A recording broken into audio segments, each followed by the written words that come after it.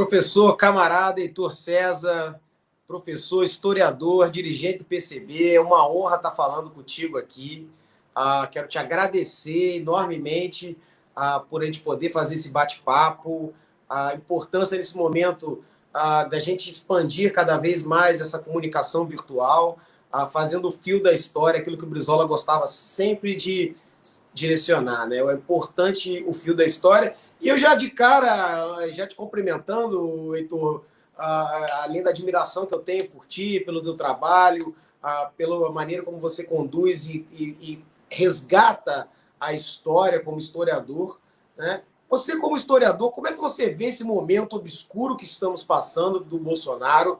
Porque o Bolsonaro, Heitor, ele representa, né? Ou seja, ele representa esse aplauso de 64, ou seja, que o oráculo da verdade é a tortura, que os heróis como o Jango e o Brizola, que resistiram, não são os heróis, são os bandidos da história, e aqueles que foram assassinados, torturados, mortos, violentados, deveriam ter sido mesmo, né? Ou seja, esse corte histórico do nosso país, que foi 64, que pagamos um preço até altíssimo, como é que você vê esse momento de hoje relacionado com esse fio da história, esse revanchismo por parte de setores dos militares, do próprio Bolsonaro, ou seja, uma visão rasa até desse revisionismo, esse revanchismo, né?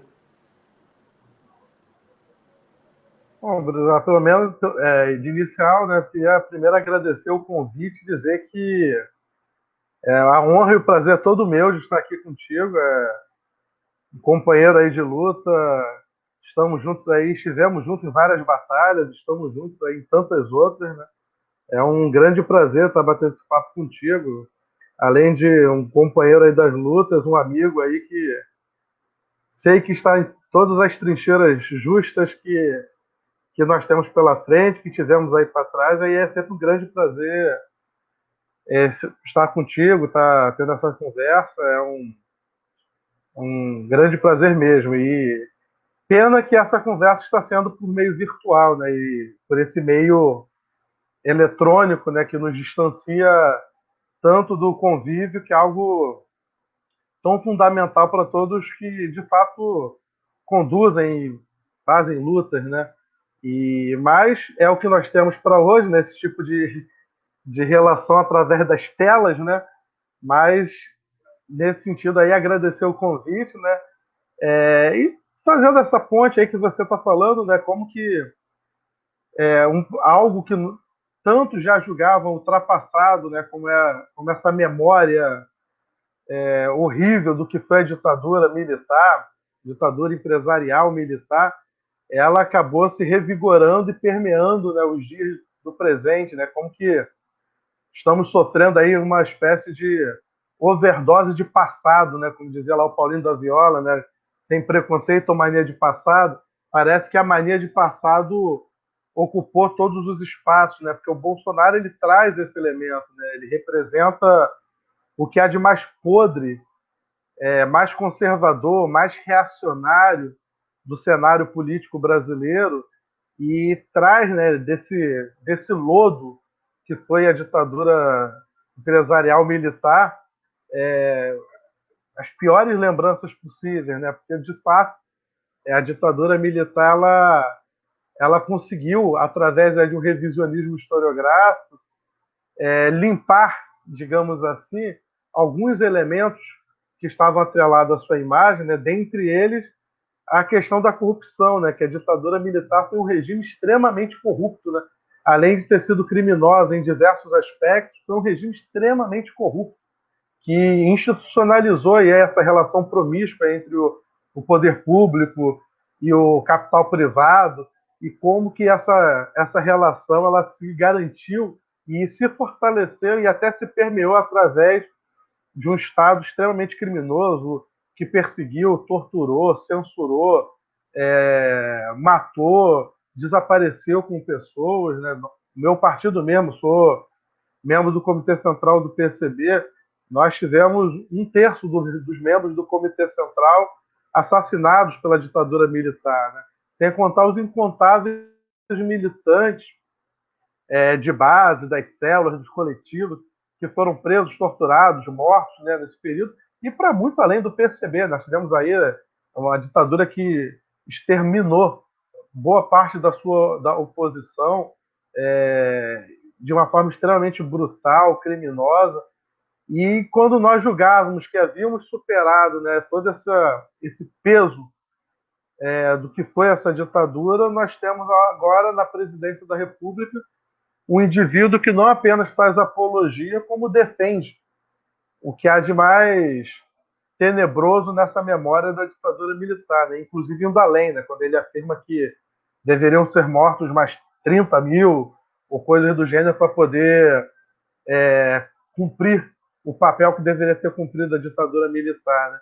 E assim como aquela ditadura no passado, esse atual momento, ele é permeado por essa relação promíscua, né, entre o capital privado, entre o grande empresariado e esse discurso autoritário, né? Porque para além desse discurso, para além dessa ambição autoritária, golpista do Bolsonaro, nós temos uma agenda econômica extremamente brutal também, e aí não apenas acelerando a agenda de contra-reformas, mas aprofundando e radicalizando essa agenda, né? No tanto que no momento que o país passou de 100 mil mortos e mais de 3 milhões de pessoas contaminadas, né, pelo coronavírus, a pauta principal do governo é tentar manter vivo o teto de gastos, que é uma medida extremamente criminosa, avançar com o projeto aí da reforma administrativa, por mais que ele titubie um pouco, ameaça levar para o ano que vem, mas nós sabemos que é um projeto que está na gaveta desse governo, que é a reforma administrativa, né, que é mais um brutal ataque contra os servidores, e não apenas contra os servidores, mas é importante salientar isso, contra os serviços públicos também, né, porque está na natureza, se é que podemos dizer assim, desse governo, uma política extremamente privatista, de desmonte do Estado, de entrega das riquezas nacionais na mão aí do empresariado internacional, se colocando cada vez mais subserviente ao capital norte-americano, e aí colocando basicamente como se estivesse sob tutoria, né, dos Estados Unidos, né?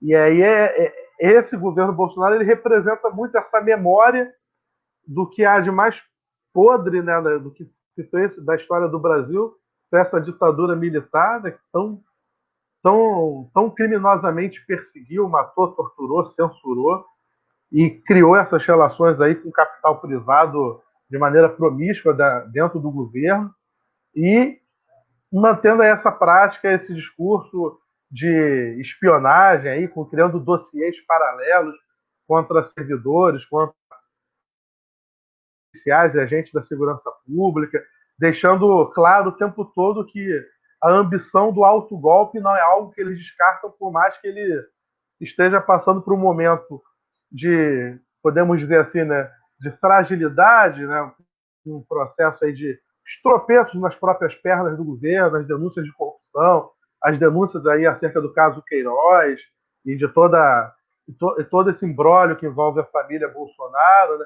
e os próprios tropeços nas próprias pernas que o governo vem cometendo nesse último período, mas mesmo tendo todo esse ambiente de fragilidade, não é um governo que está derrotado, muito pelo contrário, ele procura aí se manter vivo, né, tentando capturar o centrão, né, para garantir uma sobrevida política, ou no mínimo impedir o impeachment, né, o processo de impeachment de avançar, e por outro lado mantém esse discurso autoritário aí, tentando manter mobilizado aquele setor mais radical, né, que o apoia, né, aquele setor mais ideologizado, né, que apoia o governo Bolsonaro, né.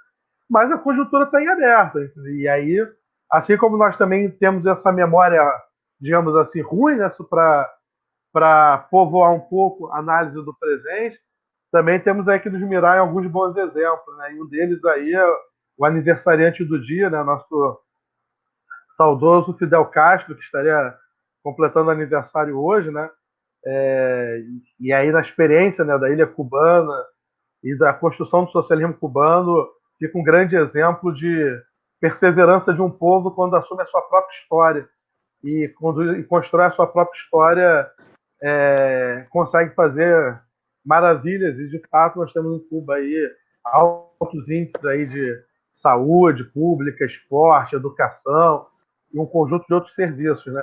E nos mirar nesses exemplos históricos também de combate ao autoritarismo, à ditadura, né?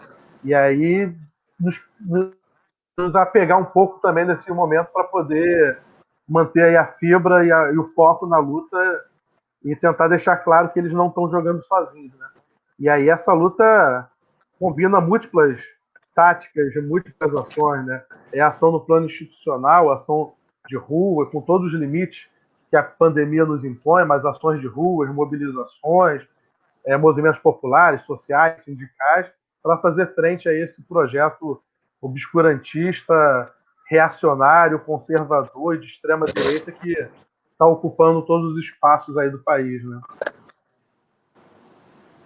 Verdade, você tocou aí, Fidel estaria fazendo 94 anos. Né? Me lembro quando meu avô faleceu, Fidel escreveu uma carta muito linda, olha aqui. Aí, teve aqui na Eco 92, se encontraram outras vezes. E o Fidel escreveu uma carta lindíssima na morte do meu avô, dizendo que morria a minha avó, saudosa grande Neuza. Né? A América Latina perdia um grande líder revolucionário, um dos maiores líderes revolucionários.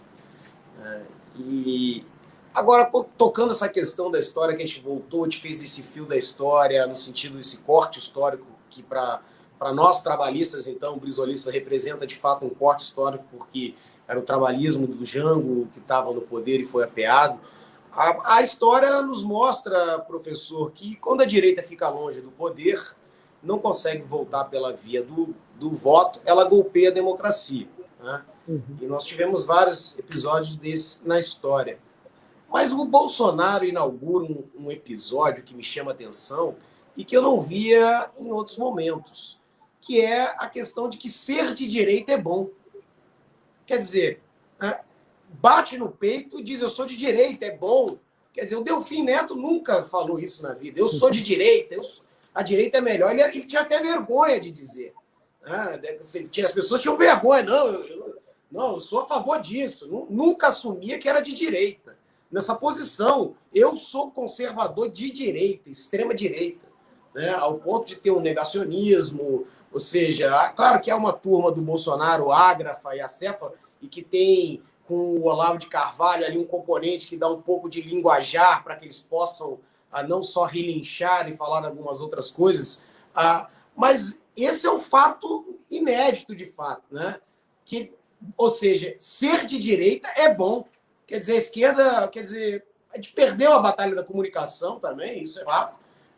Em que momento a gente perdeu essa bússola, professor? A chegar a esse momento de dizer de direita é bom. Pá, que loucura! Quer dizer, é inaceitável.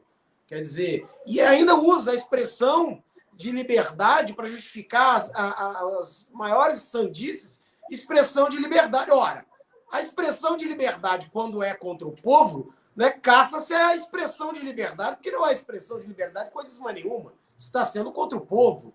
Como é que você vê esse cenário, né, agora retratado? Ser de direita é bom, que é o correto, é da família. Como assim? Não, acho que você tocou num ponto central, né, desse entendimento, que é nós perdemos parte dessa batalha, né? A batalha da comunicação, a batalha no plano das ideias, né? Essa disputa de corações e mentes. Eu diria que não somente a esquerda, mas os setores progressistas, os setores democráticos perderam.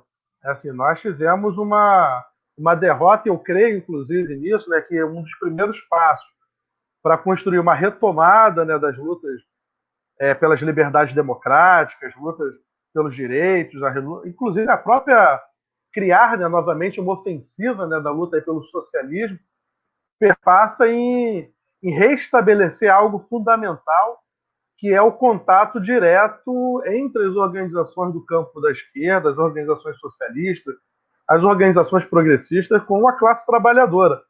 E aí eu creio que em algum momento aí, e eu precisaria, assim, no início aí dessas últimas 2 décadas, né, nós começamos a perder essa batalha E aí não tem como não fazer um balanço um tanto quanto crítico, né, de todo esse processo anterior, em que nós tivemos, como diria minha falecida avó, né, faca e queijo na mão, e nós não conseguimos avançar em um projeto de politização da sociedade, em um projeto de mobilização da sociedade, né?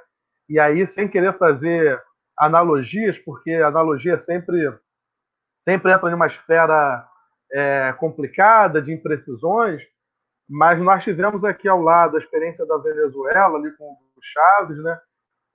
Tive a oportunidade de ir na Venezuela algumas vezes e pude ver justamente o quanto, por mais que possam tecer algumas críticas acerca do processo, né, da Revolução Bolivariana, mas ali se manteve a população mobilizada permanentemente.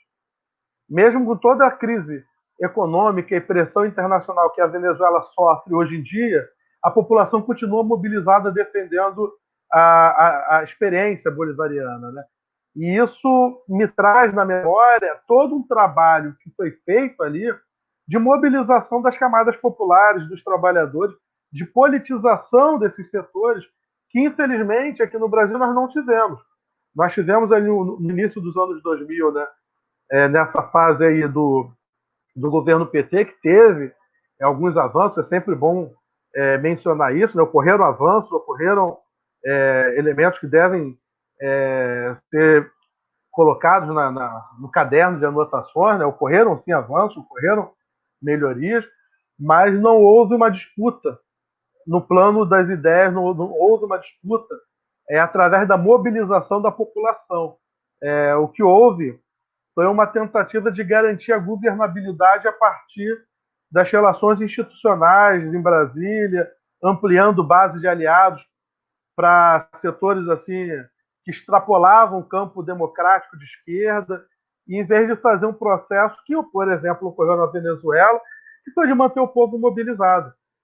E esse setor, eu acho que é algo que nós temos que colocar na hora do balanço, né? Porque, assim, Leonel, eu acho que nós temos que pensar da seguinte maneira, né? Eu acho que a primeira constatação, até mesmo para começar a construir uma resistência e uma necessária contraofensiva, né, nessa conjuntura, perpassa por compreender que o momento atual é um entendimento de que nós estamos derrotados. Assim.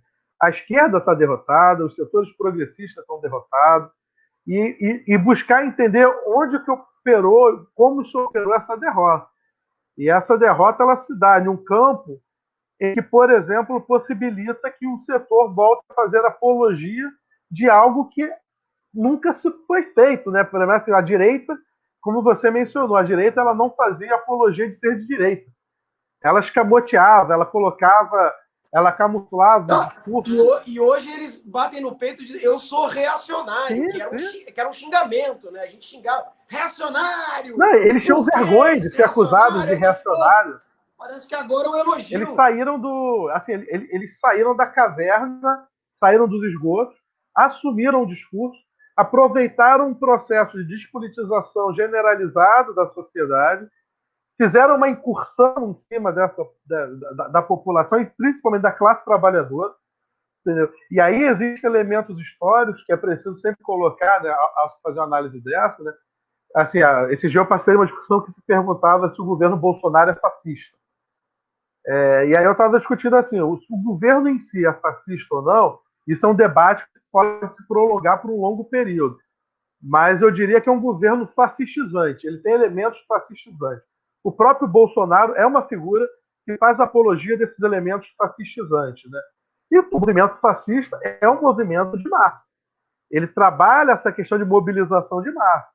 E aí, nesse sentido, o Bolsonaro ele começou a fazer toda essa mobilização. O discurso dele na última eleição, em 2018, foi um discurso ofensivo e politizado. Não no nosso sentido de politizado, mas foi politizado porque ele pautou um debate político no processo eleitoral. Enquanto alguns candidatos do campo democrático falavam em administrar o Estado e reduzir o déficit, e melhorar isso, ajustar aquilo, ele fazia um discurso antissistêmico. incorporado no discurso dele apolítico, né? Aquele discurso dele de crítica à institucionalidade, crítica à política, como ele mesmo dizia, né? Mudar tudo isso que está aí. Ou seja, ele fazia um discurso raso que buscou capturar um sentimento de crítica e de incredulidade da população nas instituições, porque existe isso, né? A população ela tem uma grande incredulidade em relação às instituições, né? Ela não se vê nas instituições do Estado brasileiro, ela não se vê representada no Estado brasileiro, ela não tem ilusões na institucionalidade. E o Bolsonaro ele pegou esse discurso, capturou essa crítica legítima da população contra a institucionalidade, só que ele permeou essa crítica com os elementos dele, de uma agenda de ultraliberal, uma agenda de extrema-direita, e fez essa disputa. E aí faltou nesse processo, não apenas no processo eleitoral, acho que o processo eleitoral ele foi muito mais assim um sintoma de algo que já estava desandando, né, há bastante tempo no país, né? Mas aí nesse processo faltou aqueles que faziam a boa disputa política. E aí, assim, nós temos na história brasileira inúmeros companheiros que sempre souberam travar e fazer essa disputa política, né? O teu avô foi um desses grandes exemplos, né, de travar o bom debate, fazer discussão, ir para a ofensiva no debate. E aqui, para os mais antigos, aqui vão se recordar do debate presidencial de 89, os debates entre o Brizola e o Maluf, em que o Brizola desmascarava, né, o Maluf diante das câmeras, né, acusando de filhote da ditadura, né? E isso eu consigo me lembrar bastante, né, até porque fui criado em um lar brizolista, né? Minha família era brizolista, né? Minha falecida avó, quando começava o programa do Brizola, ela chamava os netos, vem ver o Brizola falar, e juntava todo mundo na sala para escutar o Brizola. Meu pai. E teu pai foi diretor também do CIEP, né, professor Nelson Mandela? Do CIEP Nelson Mandela, né? Inclusive, ele deve estar assistindo aqui o programa hoje. Mandei para ele, né? Ele Maravilha. Foi diretor do CIEP Nelson Mandela na ocasião da vinda do Mandela aqui no Brasil, né? Quando o CIEP assumiu o nome, né, de Nelson Mandela, né, ali em Campo Grande, e o Mandela, ao sair da prisão, veio ao Brasil, né, e foi lá no Brizolão fazer a visita, né? Talvez tenha sido uma das minhas primeiras memórias políticas, né, de militância política, tenha sido a visita do Mandela e do Brizola lá no Brizolão. Na época eu era uma criança ainda, né? Mas eu estava presente no evento, né? Meu pai me levou na atividade, eu e meu irmão estávamos presentes lá e acompanhamos, né, aquela cerimônia toda ali da presença do Nelson Mandela, né? E eu cresci em um lar de brizolistas que viviam trazendo, né, sempre essa memória e sempre esses elementos de que é necessário fazer o debate, é necessário desmascarar o adversário. Não há diplomacia com fascista, não há diplomacia com extrema-direita. Nós temos que partir para a ofensiva. E isso, a memória do Brizola, ela é muito viva, né, nesses elementos de encarar o adversário e expor o adversário, né? Justamente para tirar o adversário dessa zona de conforto em que o Bolsonaro está hoje em dia. Por exemplo, ao poder afirmar diante das TVs que é um agente da direita, que é um militante de extrema-direita, que é um conservador. Eles assumem isso hoje, né? Eles estão em uma zona de conforto que possibilita eles assumirem esse discurso que anteriormente eles mesmos faziam de forma envergonhada. E agora eles fazem publicamente, né?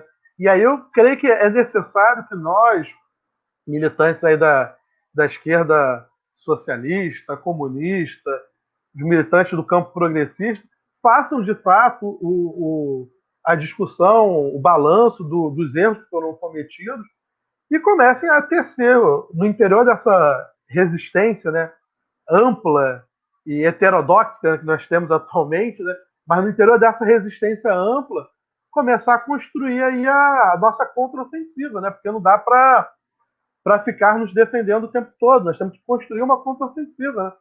Eles estão fazendo uma política de terra arrasada. É uma destruição de direitos, é uma destruição. E aí, um elemento que eu acho que a gente nós temos que colocar sempre na avaliação, eles estão fazendo políticas de mudanças na estrutura do Estado brasileiro.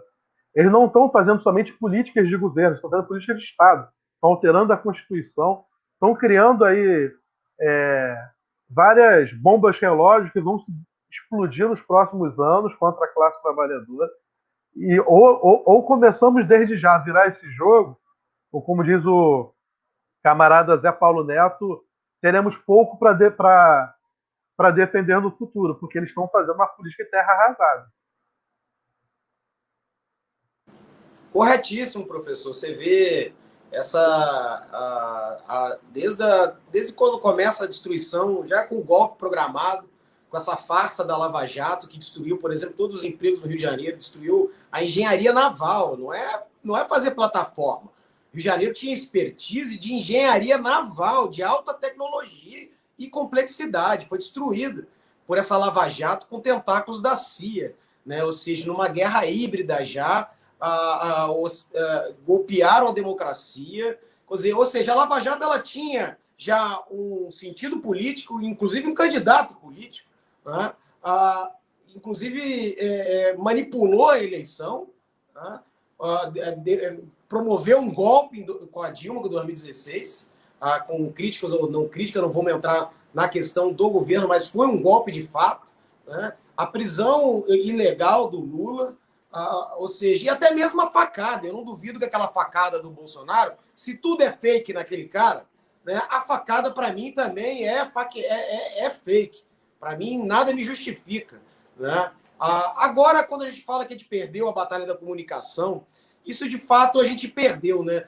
E o Brizola, você recorda muito do Brizola, e o Brizola, na verdade, alertava muito tudo isso que ia acontecer, né? Eu vejo um pouco, professor, que isso que está aí é fruto da falta de compreensão do que o Brizola alertava. Ou seja, quando o Brizola dizia aquela questão das perdas internacionais, as pessoas começaram, olha, até setores da esquerda, o Brizola está anacrônico, o Brizola virou dinossauro, as pessoas não entendem o que é essas perdas internacionais da economia, né? Ou seja, perdas internacionais da economia não dá voto, o estrangeiro que é legal, ou seja, e nós não fomos no X da questão, que é esse modelo econômico. O Brizola sempre batia no modelo econômico, ou seja, relacionava com perdas internacionais da economia, ou seja, é o problema da miséria do Rio de Janeiro. Ele trabalhava, lutava e fazia CIEPs, fazia saneamento, dava casa, levava luz, dava a qualidade de ensino, projetava para o futuro, mas trabalhava e o povo ainda continuava pobre, porque o modelo nacional econômico desumano e patriota, ou seja, cada vez sugava mais o sangue do povo brasileiro, como ele mesmo dizia, e injetavam uma espécie de água, deixando o povo mole. E o Brizola, uma das coisas que o Brizola dizia, era a primeira coisa que subiria na rampa do Planalto seria questionar esse poder hegemônico da comunicação desses grandes, principalmente da Rede Globo. E nós vemos isso. A esquerda, o PT chegou ao governo, não questionou, talvez seja o maior erro deles, de fato, não olhou. Hoje nós temos a televisão, se você for ver, o Bolsonaro é fruto dessa telenovela da Rede Globo e desses programas de auditório trash television da Globo, do Luciano Huck, Faustão, uma porcaria, né? Para não falar uma merda, desculpa. Quer dizer, totalmente raso e produz esses contínuo racismo estrutural, ou seja, o preconceito, a falta de informação. Então, tudo isso, de fato, enraizado. Eu me lembro até hoje que no debate eleitoral, né, a Globo, que agora combate o Bolsonaro, não porque é adversária dele, mas por interesses econômicos. Hoje, o Bolsonaro, inclusive, cortou mais de 50% da verba federal para a Globo. A briga ali é pelo cofre, né? O William Bonner aceitou a cartilha gay do complexo da mamadeira de piroca, em pleno Jornal Nacional. Ele não questionou o Bolsonaro fazendo uma grande mentira em rede nacional. O William Bonner não questionou. Não, o senhor não pode mostrar esse livro. Não, esse livro é mentiroso. Isso não existe. Não é? Ou seja, não questionaram, porque interessava. Talvez achavam que iam poder domesticar, né, ou talvez virar uma franquia, o Bolsonaro virar uma franquia, enquanto passa o desmonte do Estado, de fato que eu estou muito preocupado, professor, de fato, com o futuro do país, com as próximas gerações. Você tocou num ponto crucial de terra arrasada. A partir do momento que, como você coloca, mexendo inclusive na Constituição, direitos a garantidos, né? A Previdência é que você não vai ter mais como se aposentar. É uma precarização total do trabalho.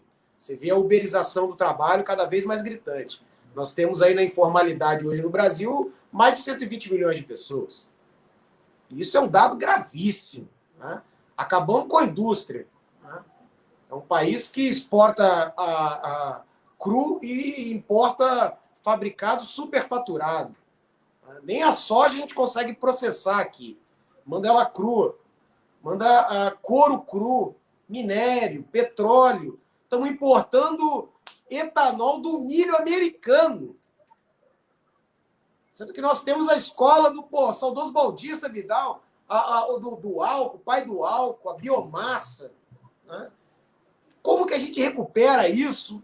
É uma coisa assim muito difícil. E aí eu vejo, é isso que eu queria dialogar contigo, né? Setores querendo fazer ao camarada Pacta, seja muito bem-vindo, querido. Projeto do Brizola, tirar financiamento da Globo, era revolucionário. Depois de mais de 20 anos, a esquerda ainda não entendeu. É verdade. Depois de 2 anos, falaram agora que a mamadeira de piroca era fake. É isso aí. Compraram o ódio, agora o Boni quer dar uma de revoltado. Saudações, Brizola. É verdade, mano. Gestaram o monstro, agora o monstro não tem mais como comer a esquerda, como a gente falando, já perdeu, agora vão devorar eles. Né? Vão devorar, inclusive, o PSDB. Né? Vão devorar o Fernando Henrique para matar o Dória também, que é tudo farinha do mesmo saco. Mas essa é a grande verdade. Pega o Serra, que é o office boy do Fernando Henrique, não é? Pega o Serra, né? E aí, por tabela, pega o Fernando Henrique. Essa que é. Então, o jogo é duro. Né? Agora, exatamente o que o Pagda falou. Agora, eu vejo aí, né? Uma coisa a se discutir é uma frente. Né? Agora, que tipo de frente? Uma frente com o Fernando Henrique, né? Que final do governo Fernando Henrique, a cada 5 minutos, morria uma criança de fome.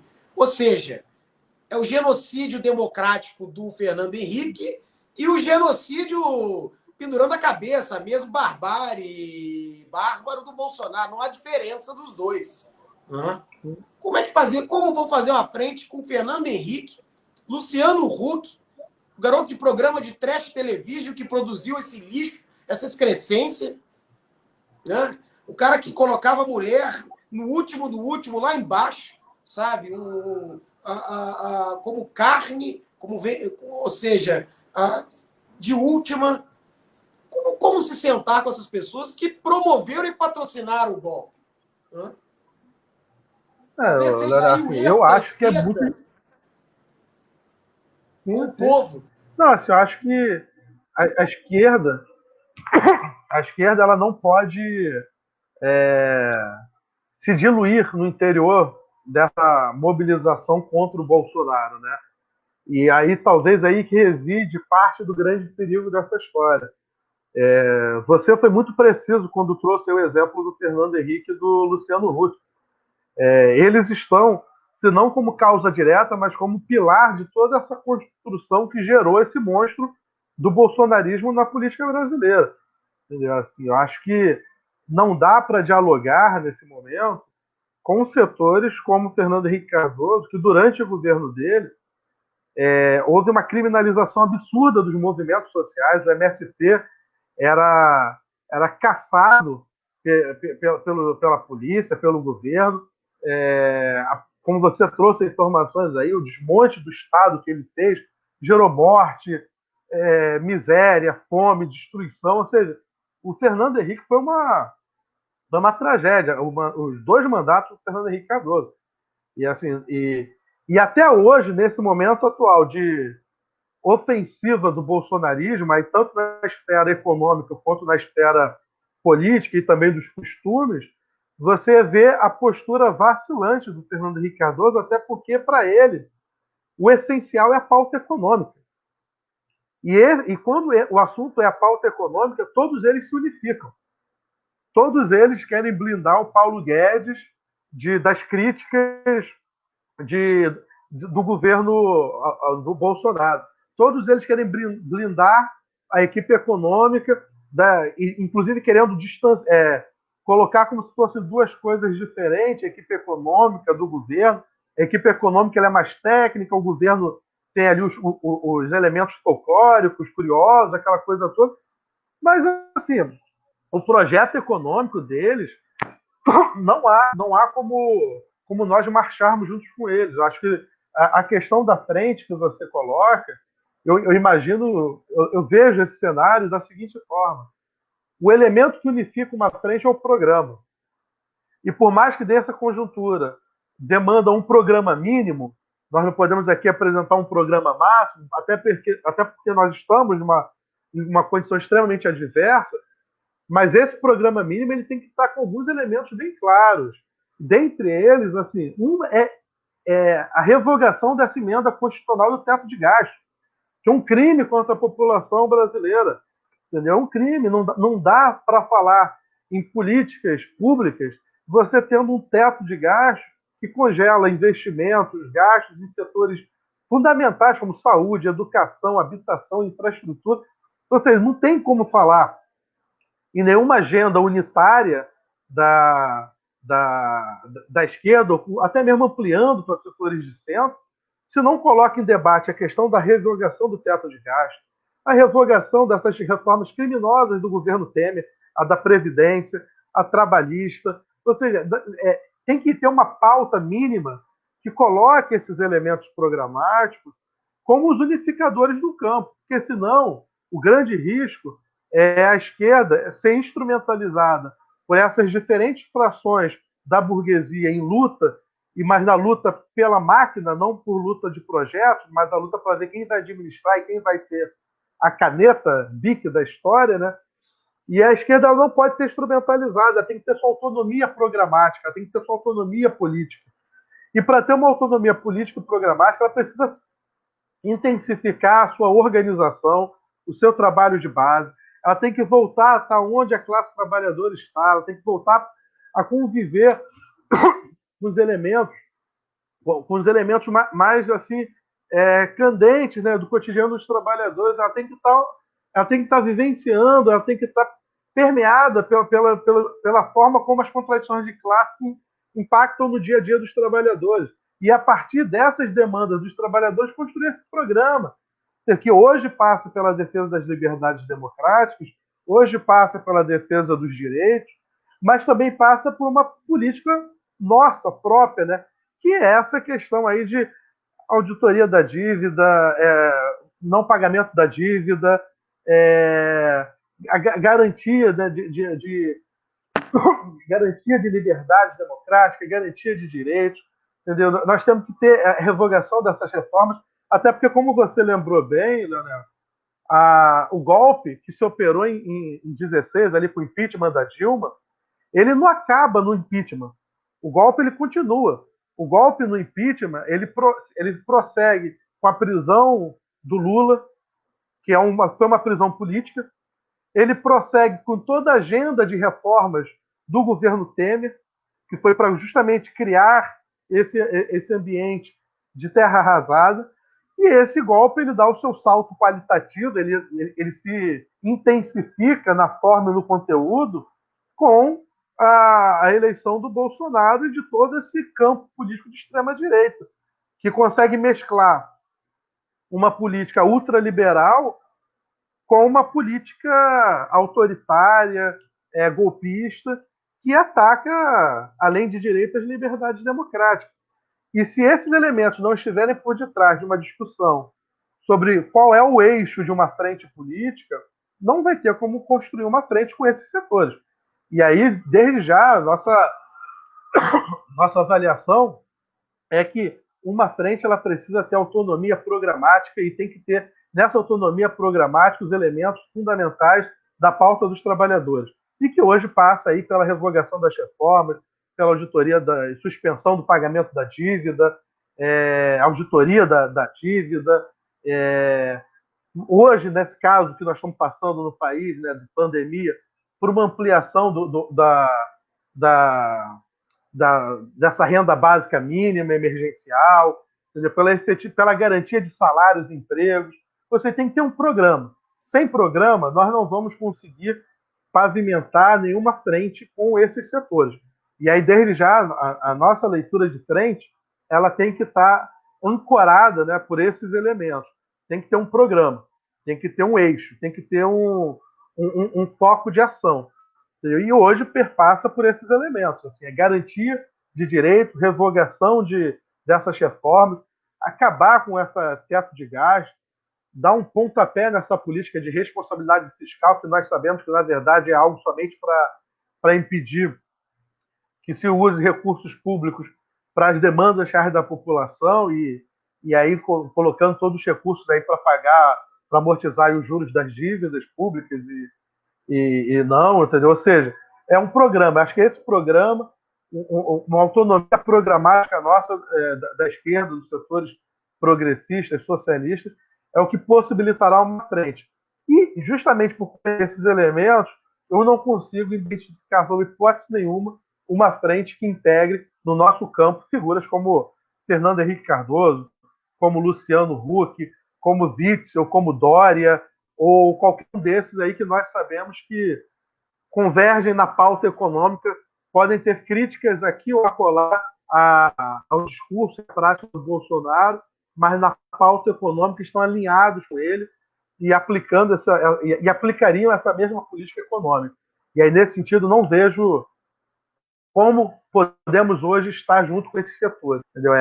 Mas volto a falar, né? Mas isso demanda que nós tenhamos a nossa autonomia programática, organizativa, política, para não nos perdermos, né, nessa ampla resistência contra as políticas do Bolsonaro e nem sermos instrumentalizados aí pelas diferentes frações da burguesia nessa disputa política que aí está. Exatamente. Professora Vilma, seja muito bem-vinda. Boa noite, professora Vilma. E aí eu me lembro, amanhã a gente vai fazer um debate, uma audiência pública na Câmara de Vereadores sobre a questão da alimentação na pandemia, né? Aí, a audiência pública, garantia da alimentação dos alunos da rede municipal na pandemia, que o Crivella tem negado, né? Você sabe que o Crivella não gastou nem 63% do orçamento que vem carimbado de Brasília, que é da alimentação escolar, professor. Você vê, é malvado mesmo, é uma pessoa cruel, né? E ainda fez troça das mães quando ele deu o cartão, dizendo que as mães estavam gastando com cachaça e cigarro. Né? Muita crueldade, né? Alguém sem coração, ou seja, a pessoa que não se importa a não ser seus próprios interesses dele, do tio dele e da igreja dele, né? E é isso que suporta o Bolsonaro, né? É esse fundamentalismo religioso, essa plutocracia gospel miliciana, que é racista, claramente racista, misógina, e usa o nome de Deus em vão. Essa que é a grande verdade. Persegue as outras religiões, principalmente as de matriz africanas, e atrapalha o processo, na verdade, de pastores sérios que fazem trabalhos muito bacanas nas comunidades, entende a pluralidade, sabe? Não faz essa mistura do Estado com a religião. Agora, professor, voltando a essa questão do desmonte do Estado brasileiro, nós temos um presidente aliado não, de cócoras não só para os Estados Unidos, mas para o Trump, que é uma supremacia branca, né? Da pior espécie, da pior estirpe, né? Do grande latifúndio, a escravocrata, contra os latinos, contra a América Latina, e um governo, inclusive, que, além de fazer essa alinhamento, né, ou seja, de cócoras, ele compra as brigas contra a China, que é o maior parceiro comercial do Brasil. Eu estava vendo alguns números aqui da China, que é uma coisa assim surpreendente, né, que nós estamos na contramão, né, em vez de nós observarmos os exemplos no mundo agora diante dessa pandemia, que isso revela como o mundo vai funcionar mais à frente, isso fica de fato claro, né? Há muita coisa sendo questionada e não tenho ideias que vai mudar, o mundo vai virar socialista, o grande capital vai virar bonzinho, vai ajudar os pobres, vai querer dividir renda, é o cacete, pelo contrário, vai ter uma concentração ainda maior de capital. Está falando aqui de uma plataforma de Facebook, o Facebook está ampliando as suas redes e o monopólio da comunicação. Ele está fazendo uma linha na África, no continente africano, margeando pelo mar, cabeando, né, pela levar internet e acesso ao Facebook, mais de 38 mil milhas. Comprou um grande programa na Índia de comunicação, ou seja, os grandes, a Microsoft, a Apple, o Facebook e essa Amazon estão lucrando, mas lucrando muito nessa pandemia. Essa que é a verdade. E aumentando a concentração e o monopólio. Agora eu vejo na contramão a China, que vai muito bem no mercado mundial nesse sentido, né? Diante da pandemia, você vê, ela faz um aumento de 11% no salário mínimo de lá, aumenta os investimentos na indústria, ou seja, promove uma massificação da tecnologia 5G, que nós poderíamos estar agora aliado com a China absorvendo. Tá? Fez uma ampla testagem em toda a população. A população que ficou em isolamento, o próprio exército levava comida, não deixou faltar comida para ninguém, pelo contrário. Conseguiu isolar. Você vê, o Rio de Janeiro tem mais mortes do que a China inteira, né? Que é uma coisa assim grave. Né? E eu estava vendo projetos, você vê, construiu porta-aviões, tem um helicóptero não tripulado que faz uma autonomia de voo de 4 horas. Tem uma universidade para jovens de 17, 18 anos virarem pilotos da Força Aérea. Ele já sai com uma patente, já está com o futuro garantido. Quer dizer, é uma coisa assim absurda. Você vê que a economia da China, que não guerreou com nenhum outro país, não matou nenhum líder de outro país, não fez guerra híbrida. O que ela fez? Ela investiu no seu parque industrial. Né? Hoje ela é o maior fornecedor do mundo de materiais antiepidêmicos. Você vê a disputa que nós tivemos aí para comprar material da China. Se fabrica tudo lá. A própria os Estados Unidos tem uma dependência econômica da China. Ou seja, a China compra 55% da soja dos Estados Unidos, 80% do sucro, compra algodão, compra carne. Ou seja, há uma dependência também dos Estados Unidos para o mercado chinês. Né? Então, essa guerra aqui, quase uma guerra fria, vamos dizer assim, nesse cenário de disputa Estados Unidos e China, o Brasil poderia ter, claro, uma grande oportunidade, porque nós não vamos sair dessa crise econômica e pandêmica sem um auxílio externo. É humanamente impossível. Sem entendermos que nós precisamos fortalecer o Mercosul com a Pátria Grande e a América Latina. Né? Nós precisamos ampliar nossa rede de negócio, de indústria, qualificação do trabalho, de proteção das fronteiras, e com aliança, e aliança com os BRICS seria um grande caminho. Né? Nós vamos ficar agora atrelado aos Estados Unidos, chamando o coronavírus de China vírus chinês, né? Negando a ciência, negando o que vem de tecnologia da China.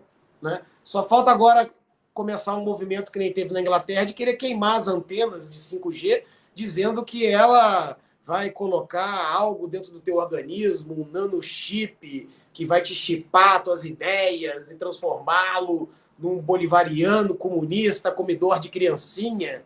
Né? Ou seja,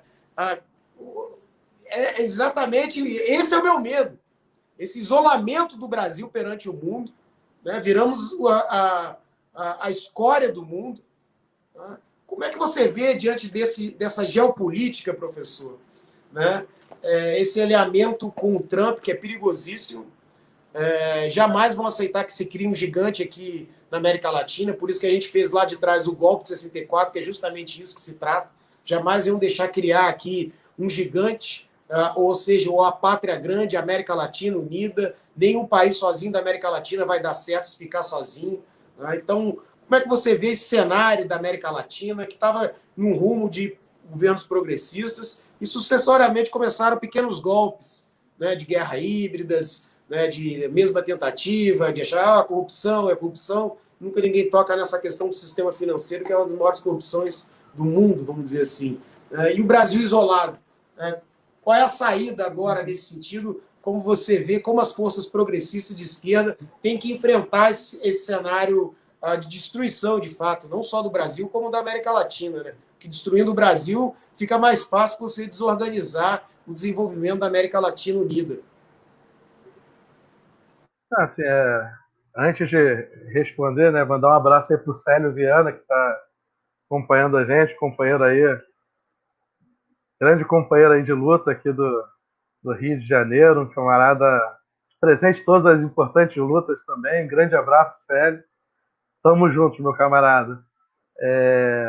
Agora, assim, eu acho, Leonel, que assim, você citou no meio da live, né, uma questão muito interessante, que a Lava Jato ela está conectada a todo esse projeto de dominação do país, né? E aí você trouxe um elemento que é a necessidade e o que há de atual ainda em discutirmos questões como imperialismo. Isso é uma questão fundamental, porque hoje estão sendo expostas questões que a esquerda, né, que nós da esquerda já acusávamos alguns anos atrás, que era a conexão da Lava Jato com um projeto de neocolonialismo, se é que podemos usar essa expressão, mas um projeto de dominação. E isso ficou muito patente quando agora começa a se desmembrar e ver, por exemplo, a presença aí do FBI e da presença do governo norte-americano incentivando a ação da Lava Jato, que faz parte de todo esse projeto aí de dominação, de imperialismo, né? E nos impõe, enquanto esquerda, debatermos que é extremamente atual, assim, está na atualidade ainda debater essa questão do imperialismo. O imperialismo não é algo que está preso nos livros de história, não é algo da luta política do século XX, não. Assim, a maneira como os Estados Unidos se comportam no globo e a maneira com a qual ele vai desmontando projetos, não digo nem projetos socialistas, não, mas projetos que buscam construir um caminho mais autônomo e um caminho próprio de desenvolvimento. E aí você vê toda a presença e toda a ação política dos Estados Unidos e dos seus aliados, né, para poder garantir os seus interesses, né? E aí não tem como não vir à memória, né, uma frase do Kennedy, né, quando, presidente dos Estados Unidos, que foi assassinado, né, mas que ele dizia no início dos anos 60 que basta olhar o mapa da América do Sul para entender a importância do Brasil. E, de fato, assim, a maneira como os Estados Unidos olham para o continente americano e observam o Brasil deixa muito claro que eles têm intenções muito bem definidas sobre o Brasil. E aí, no início dos anos 2000, né, no final dos anos 90, início dos anos 2000, começou a surgir um conjunto de experiências alternativas, digamos assim, né, aqui na América Latina, né, tivemos a experiência venezuelana, que ainda continua, a trancos e barrancos, continua sobrevivendo. Tivemos o Evo Morales, que sofreu um golpe, que é sempre importante também denunciarmos, o golpe sofrido na Bolívia, que cada vez mais fica exposto que não tinha ocorrido fraude no processo eleitoral, que tudo aquilo foi uma justificativa para aquele golpe contra ele. O próprio Correia, com todas as limitações que tinha ali no projeto do Equador, mas também construía um projeto, buscava, né, construir um projeto alternativo de desenvolvimento, e toda a costura feita ali pelo Chaves de construir a ALBA, né, e tentar construir um projeto diferenciado, justamente para fazer frente, para tentar construir uma frente política contra toda essa pressão que vinha aí do hemisfério, que vinha aí dos Estados Unidos, que vinha das grandes potências centrais do capitalismo. Só que esse projeto foi duramente golpeado. Assim, esse processo não passou impune pelos anos 2000, ou seja, com menos de duas décadas, esses projetos foram duramente atacados, né?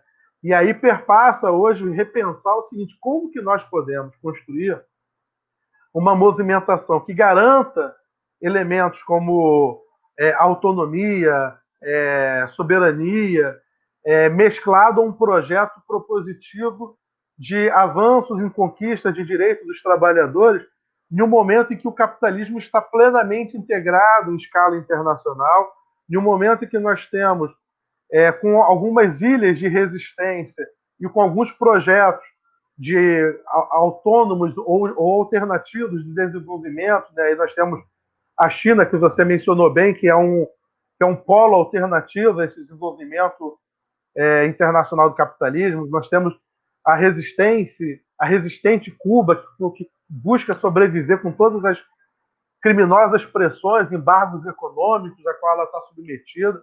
Nós temos a experiência do Vietnã, da Coreia do Norte, que buscam, dentro das suas contradições, limitações e possibilidades, construir uma agenda própria. E aí nós olhamos para o nosso quadro aqui no Brasil, olhamos para os países vizinhos e pensamos qual seria a alternativa hoje para nós conseguirmos ter uma agenda própria nossa, brasileira, defesa dos interesses da população brasileira, defesa dos interesses nacionais, mas também mesclada a uma agenda que evidencie e avance com as conquistas da classe trabalhadora. E aí eu acho que nós temos que mesclar no debate da geopolítica o bom e velho debate da luta de classes. Entendeu? Porque é compreender que o palco onde está se desenvolvendo a luta internacional é o palco da luta de classe. E aí, ao observarmos a busca por alianças, perpassa pela busca da vitória da classe trabalhadora em diversos países. Né? Mais do que nunca, a Revolução Socialista ela não só é uma possibilidade, como uma necessidade para a humanidade conseguir sobreviver. Acho que essa pandemia, né, ela expôs toda a debilidade com a qual o mundo ficou depois de uma agenda extensa, capitalista, neoliberal, de destruição de interesse, de destruição de direitos, de precarização da condição de vida dos setores mais populares. E aí nos coloca a urgência e a necessidade da construção de uma contraofensiva socialista, né? E aí não só voltar aos clássicos originais, né? Mas também dialogando aí com os novos clássicos, né? Messaros, Domênico Losurdo e outros teóricos, né? Historiadores, cientistas sociais, né? Que abordam a atualidade da luta pelo socialismo. E aí eu gostaria de fazer um link aqui, né, com um momento trágico da luta pelo socialismo, que foi a queda das experiências socialistas do leste europeu, quando aquele indivíduo, né, agente do Estado norte-americano Fukuyama, aquele dublê de cientista social, construiu a tese dele do fim da história e foi rechaçada pela esquerda como um todo. Eu chego a crer hoje em dia que, mesmo aquela tese tendo sido rechaçada pela esquerda, parte significativa da esquerda mundial, no seu íntimo, quando chegou em casa, quando colocou a cabeça no travesseiro, diante das dificuldades e adversidades que o mundo abria naquele momento, meio que foram recuando das suas pautas, né? Começaram a trocar a luta pelo socialismo por uma luta pela humanização do capitalismo, por uma luta por reformas aqui, por melhorias acolá, por humanização aqui, humanização acolá, e perderam a perspectiva de debater projetos alternativos de desenvolvimento. Ficou limitada ao rol de possibilidades que as democracias liberais burguesas ofereciam. E aí perderam o protagonismo de discutir que esse sistema que está aí não nos serve e que nós precisamos construir um projeto socialista novamente, aprender com os erros que foram cometidos no passado, mas construir um projeto socialista, porque o socialismo não só é possível, como é necessário. O capitalismo ele está levando a humanidade para o seu colapso. Entendeu? Aquela velha frase, socialismo ou barbárie, é extremamente atual. E eu acho que hoje construir uma resistência internacional, uma rearticulação internacional contra as potências imperialistas, contra as grandes potências centrais do capitalismo, perpassa por uma luta em uma dupla esfera. Perpassa por uma luta dentro das nossas próprias fronteiras, e aí é uma luta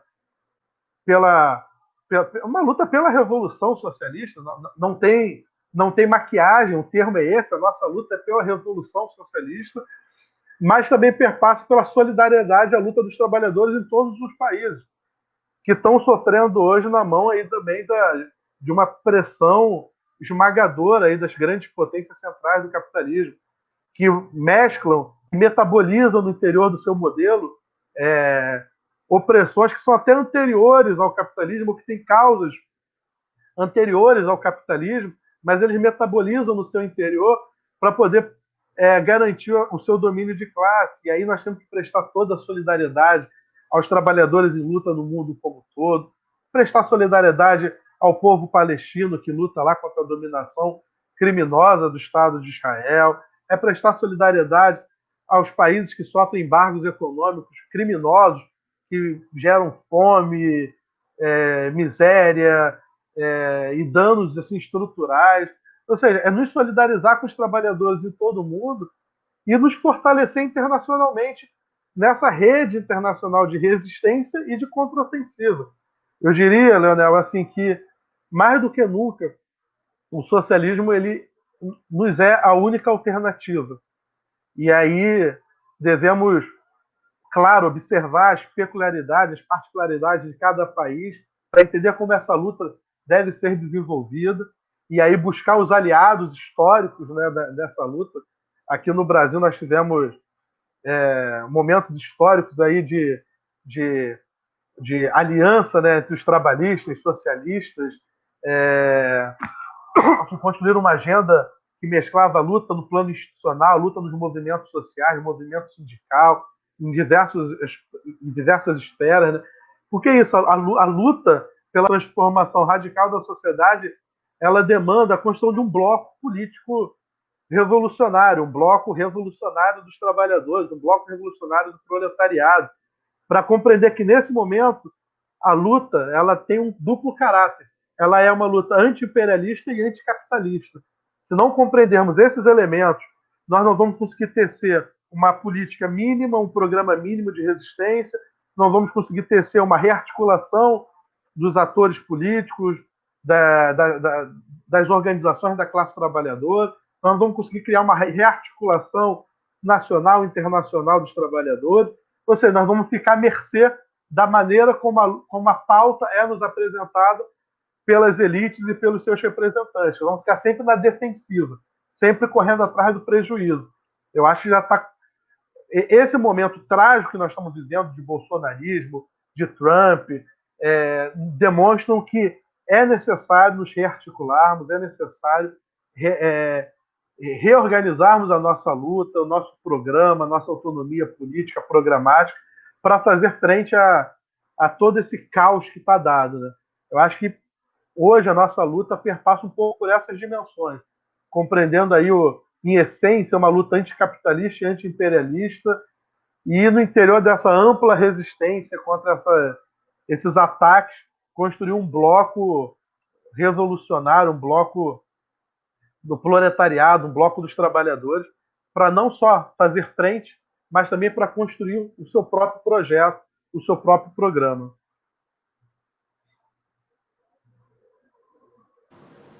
Exatamente, professor. Entrou na questão principal. Cada vez mais o mundo vai se dividir entre socialismo e neoliberalismo. E a gente não pode cair no neoliberalismo de sapatênis ou neoliberalismo de fuzil e farda na mão, que é o que tem acontecido hoje nacionalmente. Né? Então, conversei aqui com o professor Heitor César, já estamos chegando aqui aos finais, professor. Para mim é uma alegria a gente fazer esse fio da história, mostrar a importância do debate, desmascarar, porque eles têm medo da história, professor, porque a história revela, né, que eles sempre tiveram do lado do golpe, né, sempre tiveram contra o povo, defendendo políticas que massacram o povo, que destroem a democracia e rasgam a Constituição. Ou seja, é por isso que eles não gostam de tocar na história, muito menos na memória. A memória é a bússola do político. O político não pode perder a memória, principalmente político de esquerda. A gente não pode perder essa memória que nós precisamos resgatar no povo, no coração do povo.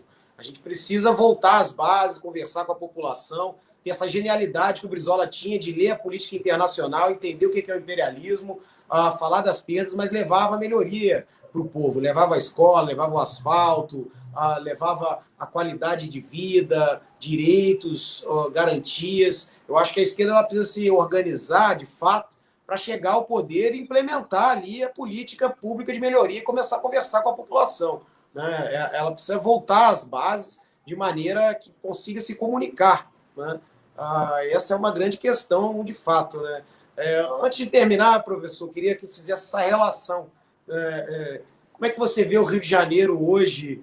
Você que, nascido e criado na Zona Oeste, e vê como o Rio de Janeiro, né, vem sendo degradado, maltratado, o carioca que é um cara desbundado da rua, que aqui eu não nasci aqui, mas escolhi aqui para viver pro resto da minha vida. Meus filhos são cariocas, tenho um orgulho de vir para cá com 9 anos de idade, me estabelecer aqui. Eu tenho um amor profundo por essa cidade. Adoro andar pelo Rio, ir no botequim, andar nas favelas.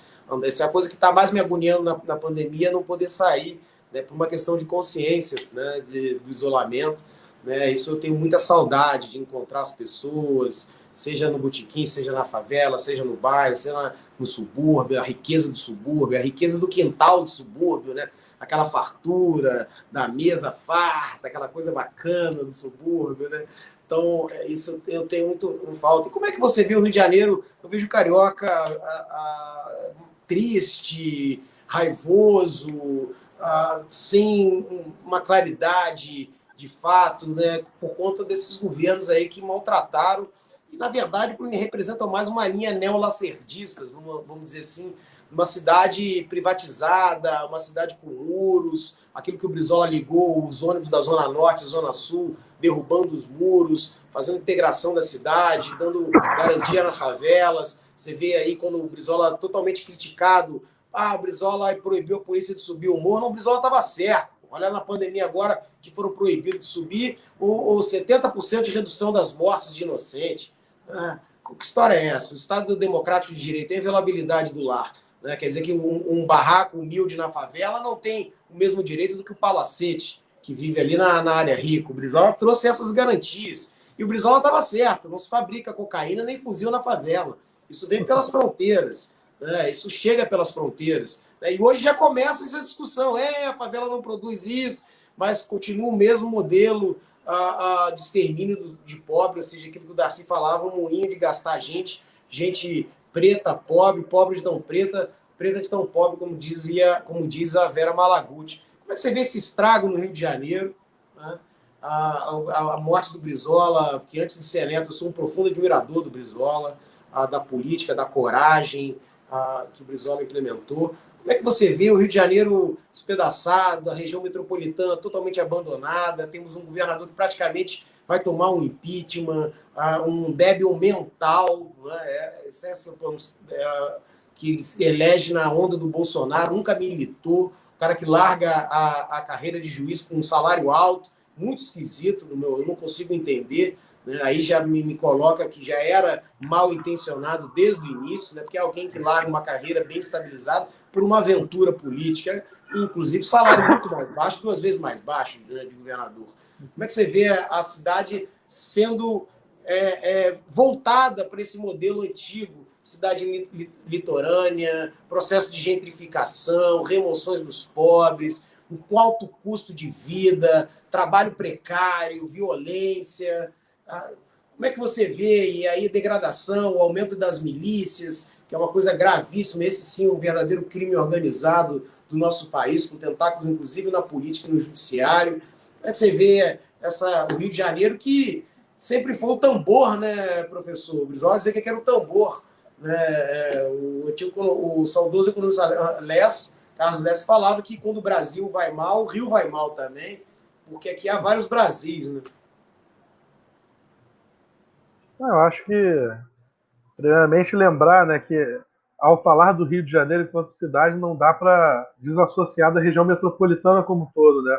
o Grande Rio ele é muito intercalado, né? E aí a Baixada Fluminense, essa região toda do Grande Rio, né? Niterói, São Gonçalo, né? Funcionam como um corpo só, né? Uma grande região metropolitana, né? E desde o assim, quando você tem, né, aquele primeiro mandato ali do Moreira Franco como governador, já é uma devastação assim colossal ao Rio de Janeiro, né? Todo o projeto educacional que tinha sido construído, todo o projeto de integração do Rio de Janeiro que estava sendo construído, foram abandonados Só te fazer e uma foram parte, destruídos, né? professor. Você sabe que a gente Uhum. levantou 90% das desapropriações do governo Moreira Franco foi para construir delegacia e presídio. No Brizola, a 90% foi para construir escola das desapropriações. Você vê a diferença, né? Você vê, né, pela prioridade de cada um qual era o foco de ação, né? E aí quando você vê que essa figura tenebrosa da política fluminense, né, que era o Moreira Franco, reaparece depois na política, né, aí apoiando o Sérgio Cabral, Eduardo Paz, aí apoiando o Michel Temer novamente nessa política, você observa quais são os reais interesses que estão por detrás de cada uma dessas figuras, né? E aí só de lembrar que o Moreira ganha do Darcy Ribeiro, chega a dar calafrios, né? Porque o que seria o Rio de Janeiro governado pelo Darcy e o que foi o Rio de Janeiro do Moreira Franco, né? Ou seja, foi o início de uma destruição, né?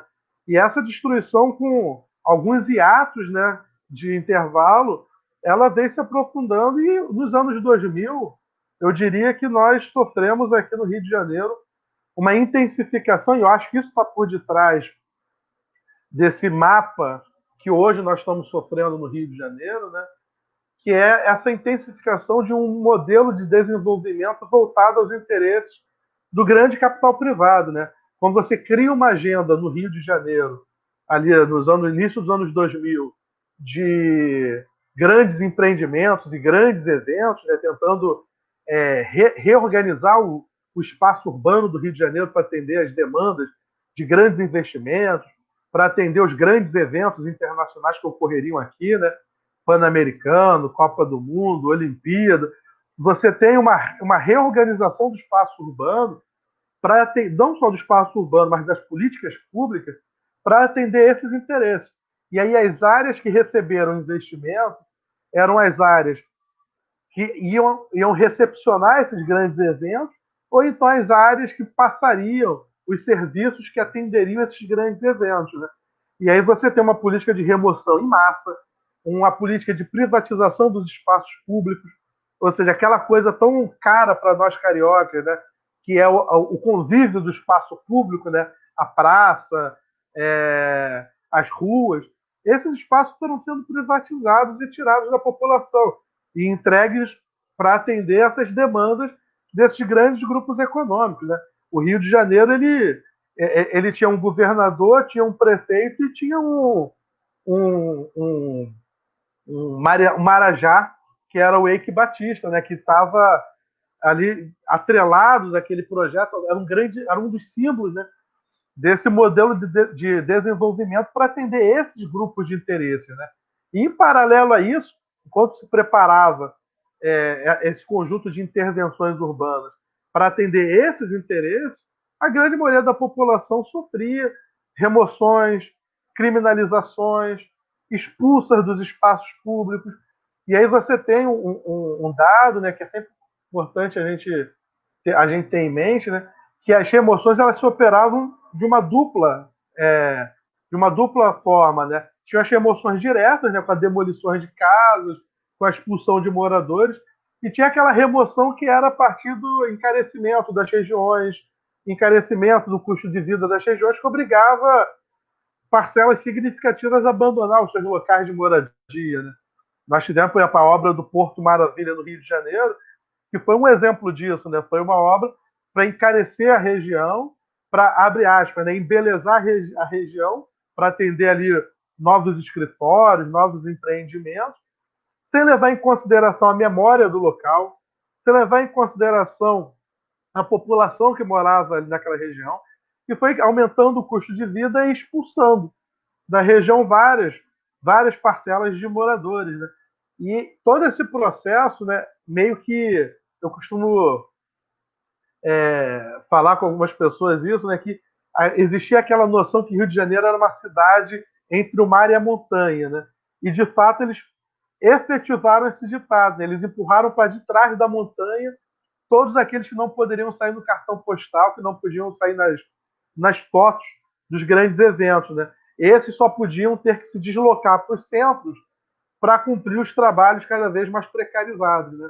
E esse processo, que em parte embelezava e remodelava o Rio de Janeiro para uma elite, e para uma elite internacionalizada, por outro lado, sucateava a educação, sucateava a saúde pública, precarizava as condições de vida da população como um todo, não se investia no que de fato deveria ser investido, que é saneamento básico, esgoto, escola. Ou seja, uma parcela imensa da população do Rio foi deixada à própria sorte. E todo esse processo, ele foi criando esse ambiente propício para esses discursos autoritários, esses discursos da extrema-direita, começassem a avançar também a ganhar terreno. Entendeu? Começou a pegar essa parcela desiludida da população carioca, fluminense, e começou a cooptar corações e mentes para aquele discurso raizoso, para aquele discurso que não reconhecia os espaços, que não reconhecia as instituições, que era um não reconhecimento legítimo daquela população. A única face do Estado que essa população via era o caveirão, era das incursões policiais ou dos tratores para demolir suas casas. Não tem como uma população dessa se sentir representada por um Estado desse. E aí nós tivemos todo esse processo que foi destruindo o Rio de Janeiro. E hoje nós temos, para piorar, esse dublê de prefeito que nós temos aqui no Rio de Janeiro, essa tragédia que é a administração do Crivella, associada a essa outra tragédia que é o Witzel, que, digamos assim, que terminou de demolir o que ainda existia de sopro de vida aqui no Rio de Janeiro, né? E aí nós temos uma população do Rio cada vez mais excluída dos espaços públicos, excluída do lazer, apartada do espaço da cidade, aí com aquela proposta criminosa da racionalização dos transportes, que impedia que a população pudesse chegar na praia, pudesse chegar nos locais de lazer. Ou seja, que nós tivemos um Rio de Janeiro cada vez se tornando uma cidade mais fria, uma cidade montada no ar-condicionado dos shopping centers, dos condomínios fechados para atender interesses desses grandes empreendimentos e gerando esse ambiente horrível e que pouco tem a ver com o histórico do que foi o Rio de Janeiro, né? E aí, para piorar essa pandemia, que é, digamos assim, que colocou o carioca num ambiente em um momento extremamente adverso, né? Que além de não ter os serviços, além de não ter lazer, além de não ter a diversão, além de não ter emprego, além de não ter saneamento, está preso dentro de casa, tendo que os que podem, né, cumprir a quarentena por causa da pandemia, que não dá para não colocar nessa discussão todo o sucateamento da saúde pública feita nesses últimos anos, entendeu? Essa destruição da saúde pública no Rio de Janeiro, mas a população que está ou dentro de casa tentando sobreviver no isolamento, tentando garantir a sua renda básica mínima, tentando garantir o básico para poder manter a sua vida, e tem uma parcela ainda maior que nem a quarentena teve direito. Até a quarentena lhe foi negada, que foi obrigada desde cedo, desde o início da pandemia, a ter que pegar um ônibus lotado, ter que voltar para o trabalho, e aí, inclusive, pressionados por esse discurso aí do governo federal e até municipal, estadual também, que demoraram para. Não é que demoraram para entender a gravidade da pandemia, mas demoraram para agir, porque a gravidade eles sabiam, impossível eles não saberem a gravidade dessa pandemia, mas se eximiram de agir quando deveriam agir, e pressionar os trabalhadores a ter que continuar trabalhando, a ter que pegar ônibus lotado, a ter que se deslocar do interior dessa cidade.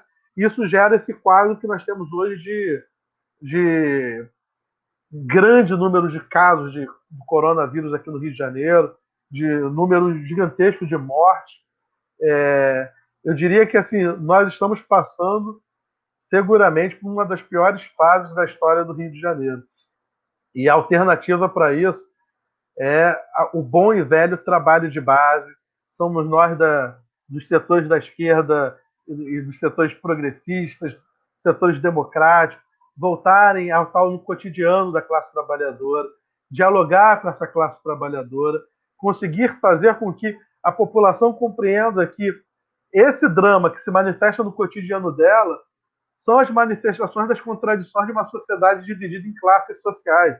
Que o problema da saúde, da educação, não é causada pelo mau caratismo do secretário de saúde e de educação, por mais que possivelmente sejam mau caráter, por mais que possivelmente sejam canalhas, mas é um problema muito mais estrutural, que é um problema atrelado ao modelo de desenvolvimento privatista, que sucateia os serviços públicos, que desmonta os serviços públicos, que joga todos os recursos para alimentar a iniciativa privada. Ou seja, conseguir fazer com que a população compreenda que esse drama que ela vive é um drama oriundo das manifestações no cotidiano dela, das contradições de classe.